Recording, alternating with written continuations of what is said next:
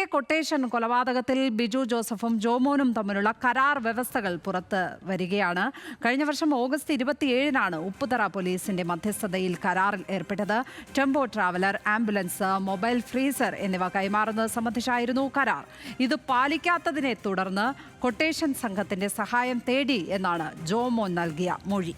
വിവരങ്ങളുമായി ഇടുക്കിയിൽ നിന്ന് ആൽവിൻ തോമസ് ചേരുന്നു. ആൽവിൻ, കാര്യങ്ങൾ ഒന്നൊന്നായി വെളിപ്പെടുകയാണ്. പണം മാത്രമല്ല, മറ്റു പല സാധനങ്ങളും കൈമാറാം എന്നുള്ള കരാർ ഉണ്ടായിരുന്നു. ഈ കരാറിന്റെ ലംഘനമാണ് ഒടുവിൽ കൊലപാതകത്തിൽ കലാശിച്ചത്, അല്ലേ? അങ്ങനെ തന്നെയാണ്. അപ്പൊ പോലീസ് ഇന്നലെയും അത് സൂചിപ്പിച്ചിരുന്നു. പോലീസ് നേരത്തെ പറഞ്ഞിരുന്നത് ഇരുവരും തമ്മിലുള്ള സാമ്പത്തിക ഇടപാട് തന്നെയാണ് ഈ കൊലപാതകത്തിലേക്ക് നയിച്ചത് എന്ന തരത്തിലാണ് പോലീസ് പറഞ്ഞിരുന്നത്. അതിന്റെ കൂടി കുറച്ചുകൂടി തെളിവുകൾ പുറത്തു വരികയാണ്.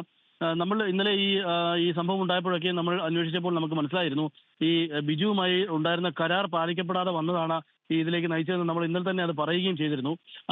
അതിന്റെ ഒരു തെളിവ് കൂടിയാണ് ഇപ്പോൾ എഴുതിയത്. ഈ കരാറിന്റെ ഒരു കോപ്പിയാണ് ഇപ്പോൾ നമുക്ക് ലഭിച്ചിരിക്കുന്നത്. ഇതിൽ പറയുന്നത് കഴിഞ്ഞ ഓഗസ്റ്റ് 27-നാണ് പോലീസ് ഉപ്പുതറ പോലീസിന്റെ മധ്യസ്ഥതയിൽ ഇങ്ങനെ ഒരു കരാർ ജോമോനും അതോടൊപ്പം തന്നെ ബിജുവും തമ്മിൽ ഉണ്ടാക്കുന്നത്. ആ കരാറിൽ പറഞ്ഞിരിക്കുന്നിടത്തോളം ഇവര് പാർട്ട്നേഴ്സ് ആയിരുന്ന ഇരുവരും പിന്നീട് പിരിയുകയും ചെയ്തപ്പോൾ ടെമ്പോ ട്രാവലറും ആംബുലൻസും മൊബൈൽ ഫ്രീസർ എന്നിവ കൈമാറണമെന്നുള്ള ഈ 3 മാസത്തിനുള്ളിൽ കൈമാറണം എന്ന നിലയിലായിരുന്നു ആ കരാറിൽ ഉണ്ടായിരുന്നത്.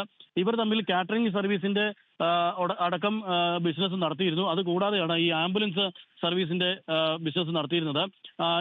അതിന്റെ പശ്ചാത്തലത്തിലാണ് പിന്നീട് ഇവർ തമ്മിൽ വേർപിരിയുമ്പോൾ ബിസിനസ് പങ്കാളിത്തം പിരിയുമ്പോൾ ഇവരുണ്ടാക്കിയ കരാറാണ് ഇത്. ഈ കരാർ പ്രകാരം നടപ്പാക്കിയിട്ടില്ല എന്നുള്ള കാര്യം നേരത്തെ തന്നെ ജോമോൻ പോലീസിൽ അറിയിക്കുകയും ചെയ്തിരുന്നു. പോലീസിനെ അറിയിച്ചിരുന്നു. അതോടൊപ്പം തന്നെ പ്രാദേശികമായി അവിടെ ഉണ്ടായിരുന്ന രാഷ്ട്രീയ പാർട്ടി പ്രതിനിധികളടക്കം ഈ വിഷയത്തിൽ ഇടപെട്ടു എന്നുള്ളതും നമുക്ക് പറയാൻ കഴിയും. കാര്യം ഇന്നലെ നമ്മളത് കണ്ടിരുന്നതാണ്. അങ്ങനെ ഇവർ ഇടപെട്ടിട്ടും അത്തരത്തിലൊരു കരാർ പാലിക്കപ്പെട്ടില്ല. ഇത് തന്നെയാണ് കൊലപാതകത്തിലേക്ക് നയിച്ചത് എന്നുള്ളതാണ് പോലീസിന്റെ ഈ ഘട്ടത്തിൽ മനസ്സിലാക്കാൻ കഴിയുന്നത്. ഇതിനെ തുടർന്ന് ഇടുക്കിയിൽ നിന്ന് ആൽവിൻ തോമസ് ആണ് വിവരങ്ങൾ പങ്കുവച്ചത്.